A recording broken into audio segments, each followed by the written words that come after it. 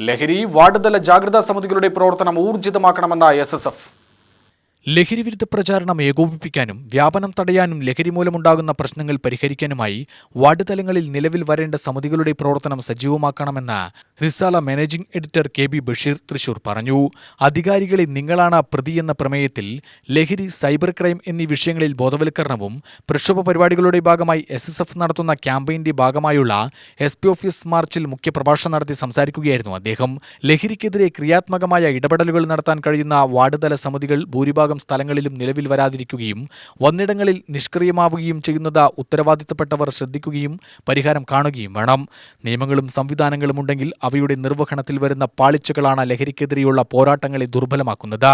നിയമനിർമ്മാണ സഭയും എൻഫോഴ്സ്മെന്റ് വിഭാഗവും രക്ഷിതാക്കളും പൊതുസമൂഹവുമെല്ലാം തങ്ങളുടെ ബാധ്യത നിറവേറ്റുമ്പോൾ മാത്രമാണ് ലഹരിയുടെ വിപത്തിനെ ഇല്ലാതാക്കാൻ സാധിക്കൂ.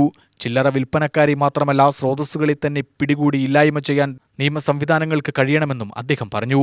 ലഹരി പദാർത്ഥങ്ങൾ എന്ന് പറയുന്നത്, അല്ലെങ്കിൽ അതിന്റെ കുറ്റകൃത്യത്തിന്റെ തോത് എന്ന് പറയുന്നത് 600 700 ആയിരുന്നുവെങ്കിൽ ഇന്നത് 6000 7000 വർദ്ധിച്ചിട്ടുണ്ട്.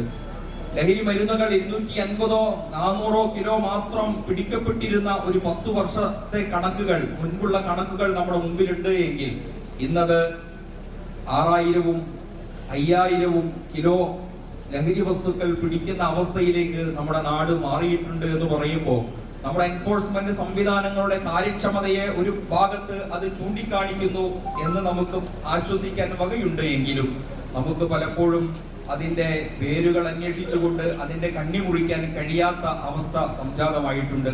കേരള മുസ്ലിം ജമാഅത്ത് ജില്ലാ ജനറൽ സെക്രട്ടറി ഷൗക്കത്ത് ഹാജി കോങ്ങാട്, റാഫി പൈലിപ്പുറം, ഇബ്രാഹിം അൽ ഹസനി എന്നിവർ പ്രസംഗിച്ചു.